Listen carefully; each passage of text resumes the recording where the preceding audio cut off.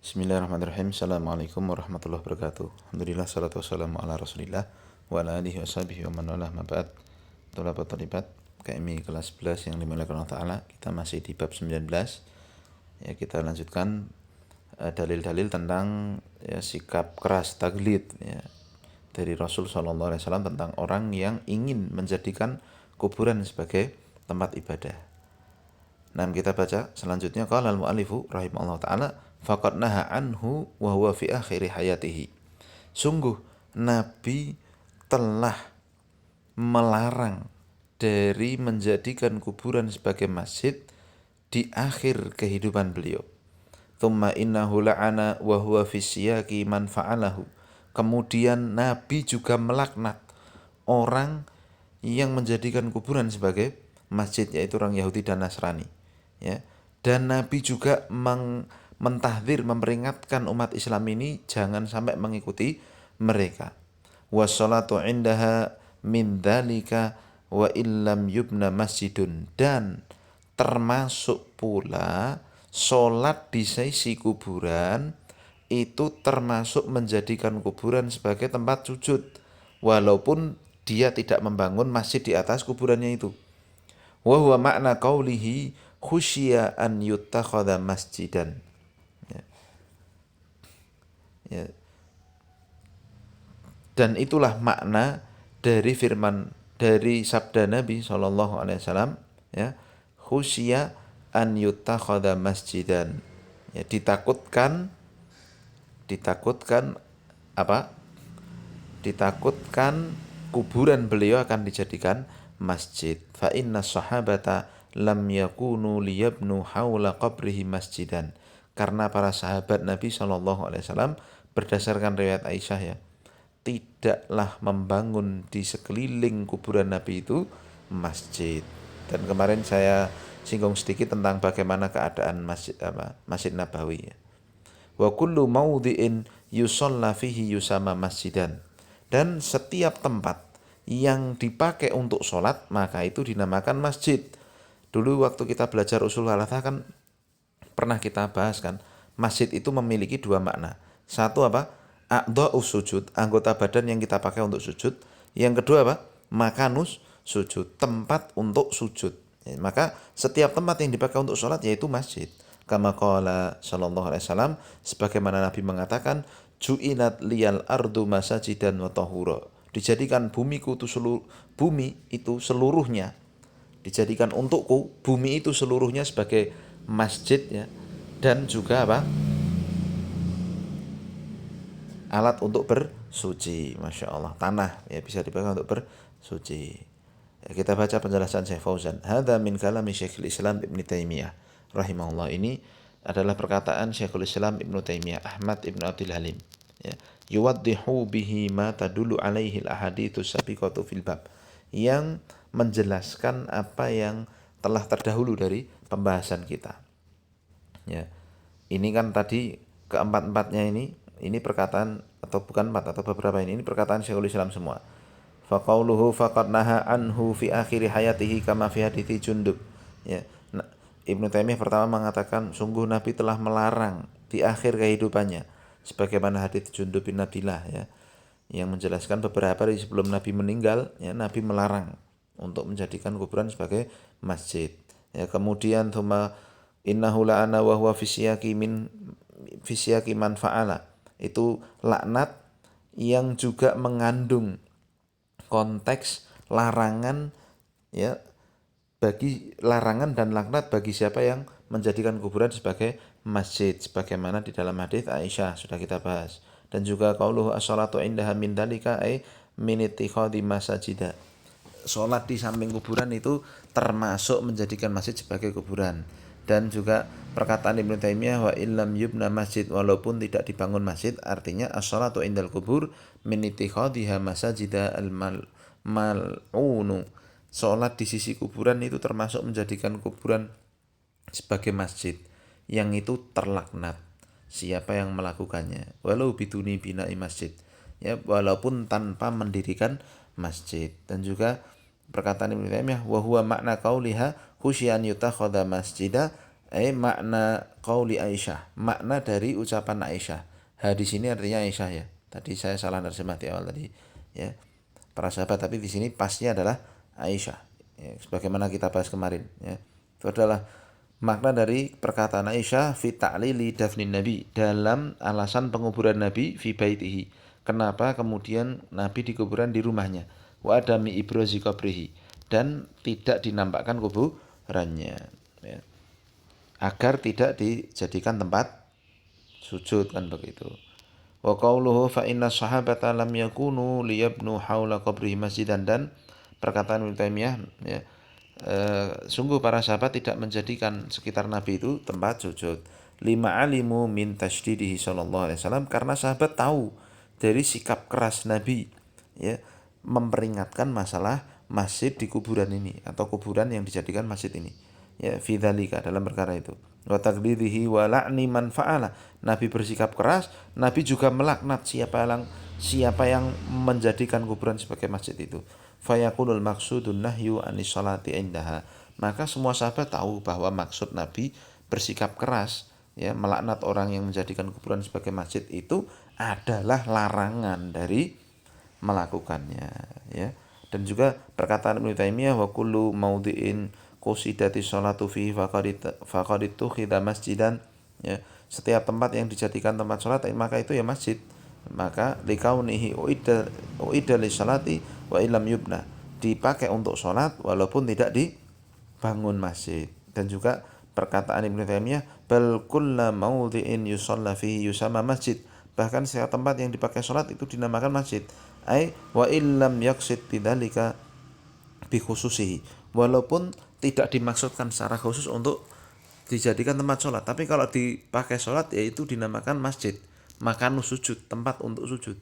Bal auqa'at fihi sholatu ardan lamma hana waktuha fihi ya, bahkan tempat manapun yang dipakai sholat ya, tempat manapun dipakai sholat di muka bumi selain kamar mandi tentunya ya, selain juga apa, kuburan, selain juga apa, tempat-tempat yang dilarang oleh Nabi untuk sholat, maka itu semua dianggap sebagai masjid. Jadi misalkan ya, kita baru safar ya, lewat hutan, ketemu tidak ada musola, tidak ada masjid, tidak ada apa-apa kan ya, kita taruhlah sholat pinggir jalan begitu, yang penting tidak ada kuburannya, yang penting tidak ada najisnya, sudah kita pakai sholat, itu dinamakan masjid kita, tempat sujud kita, paham? Dan kita pastikan di situ tidak ada tempat-tempat kesyirikannya, paham itu? Nah, dipakai untuk sholat, mafhum. Juga perkataan Ibnu Taimiyah, kama qala Nabi sallallahu alaihi wasallam, ju'ilat liyal ardu masjida wa tahura, semua bumi dijadikan bagiku itu apa? Masjid dan tempat suci. Arada bihil istidlala lil jumlatil lati qablahu ya, beliau ingin beristidlal dengan kalimat yang sebelumnya, haitsu samma sallallahu alaihi wasallam fi hadzal haditsil arda masjidan ya, di mana Nabi mengatakan bahwa bumi ini semua dikatakan sebagai masjid. Tajuzu sholatu fi kulli buq'atin minha illa mastathnahu dalil, dibolehkan sholat di seluruh ya potongan tanah dari bumi ini kecuali yang dikecualikan oleh dalil ya, kamar mandi, kuburan dan semisalnya. Dan kita sedang membahas larangan sholat di kuburan, paham ya? Baik, kan larangan sholat di kamar mandi kan ada di pembahasan lain ya kan. Nah sekarang ini kita bahas larangan sholat di kuburan. Dari sisi ini semua bumi dijadikan tempat sujud boleh kecuali kuburan. Sekarang kita bahas itu, mafhum ya? Taib. Dan orang-orang kuburiyun ya, orang-orang yang suka apa ibadah di kuburan itu wah sangat marah dengan dalil-dalil seperti ini. Mereka nggak terima itu. Ya, dikiranya apa? Dikiranya ngarang, dikiranya keras dan sebagainya. Tapi kita lihat kalau antum pernah ke Saudi, di sana nggak ada tuh kuburan yang diagungkannya, dilarang oleh pemerintahnya. Nah, karena memang itu penyakit besar ya yang telah diingatkan Nabi Shallallahu Alaihi Wasallam, dan memang menjadi penyakit di bangsa kita, qadarullah ya. Dan apa belum sampai sekarang pun masih familiar ya kuburan-kuburan diagungkan. Ya semoga Allah Subhanahu Wa Taala memberi taufik agar kita bisa mengajak orang-orang yang kita bisa selamatkan ya untuk menjauhi kuburan yang dijadikan sebagai masjid. Dalil berikutnya, Wali Ahmad bisanadin jayyidin an Ibni Mas'ud, dan diriwayatkan dari Imam Ahmad, ya, dari Abdullah bin Mas'ud radhiyallahu anhu, marfu'an secara marfu, inna min syirarin nasi, sungguh termasuk, ya, di antara sejelek-jelek manusia, bikasri syin jam'u syarrin, af'alu tafdhil, ini ya, fi'il untuk menyangatkan, ya. Sesungguhnya termasuk manusia yang paling jelek, ya, man tudrikuhumus sa'atu wa hum ahya. Yang pertama adalah siapa yang ketemu dengan kiamat dan mereka masih hidup. Ai muqaddimatiha, ketemu dengan tanda-tanda awal kiamat, kakhurujid dabah, ya, seperti keluarnya binatang yang bisa berbicara, wa tul'u syamsi min maghribiha, dan juga apa? Terbitnya matahari dari arah tenggelamnya, itu dari barat. Ya. Jadi termasuk sejelek-jelek manusia yang pertama siapa? Orang yang ketemu tanda-tanda besar hari kiamat. Masya Allah. Lalu yang kedua, walladzina yattakhidunal qubura masajida. Yang kedua, ya, orang yang paling jelek itu adalah apa? Orang yang menjadikan kuburan sebagai masjid, ya, yaitu bisolati indaha wa ilaiha, dengan sholat di sisi kuburan dan menghadap kuburan. Ya, pokoknya sholatnya ning kuburan lebih khusyuk katanya. Itu, ya, termasuk sejelek-jelek manusia. Rawahu Abu Hatim fi sahihi, diriwayatkan oleh Imam Abu Hatim dalam sahihnya. Makna global dari hadis ini, yukhbiru sallallahu alaihi wasallam amman taqumu sa'atu alaihim wa hum ahya'un annahum syirarun nas. Nabi mengabarkan bahwa siapa-siapa saja di antara manusia ini yang ketika nanti kiamat ditegakkan dan mereka masih hidup, maka mereka ternyata adalah sejelek-jelek manusia. Wa minhumul ladzina yusalluna 'indal kubur. Dan manusia yang terjelek yang kedua adalah siapa? Yang sholat di sisi kuburan dan menghadap kuburan. Wa yabnuna 'alaihal kubab, dan membangun kubah-kubah di atas kuburan. Wa hadza tahdzirun li ummatihi, ini bentuk peringatan dari Nabi kepada umatnya, antaf alama akuburi nabihim wa salihihim mithla fi'li haula'il asyrar, agar tidak melakukan terhadap kuburan-kuburan Nabi mereka dan orang-orang soleh mereka seperti yang dilakukan orang-orang paling jelek ini. Ya, orang paling jelek siapa itu? Ada dua di sini tadi, ya, dalam hadis marfu ini. Orang yang ketemu tanda-tanda besar hari kiamat, ya, karena memang di situ ada dalil lain, ya, yang menyebutkan bahwa menjelang munculnya tanda-tanda besar kiamat itu nanti akan ada angin lembut, ya, yang akan mencabut seluruh roh, ya, manusia yang ada di hatinya keimanan. Maka tersisalah setelah angin tersebut manusia yang jelek semuanya, maka terhadap mereka akan ditegakkan kiamat. Itu ada hadisnya. Nah, maka orang yang ketemu tanda-tanda besar kiamat itu adalah orang-orang yang paling jelek. Lalu yang kedua yang disamakan dengan ini penyebutannya adalah orang yang menjadikan kuburan sebagai masjid. Masya Allah, ya, worst of the worst, ya, sejelek-jelek manusia. Waliyadzubillah. Ini peringatan keras dari Nabi. Kemudian keterkaitan hadis ini dengan bab an-nafihi at-tahdhir min ittikhadil quburi masajida. Di sini ada peringatan jelas, ya, dari menjadikan kuburan sebagai masjid. Yusalla fi sahatiha wa yatabarraku biha li'annahu dari'atun ila syirki. Mereka sholat di halamannya, bertabarruk dengannya, ya. Karena itu semua merupakan celah untuk melakukan kesyirikan, ya. Faedah yang kita bisa petik yang pertama, at-tahdhir anis sholati indal kubur li'annahu wasilatun ila syirk.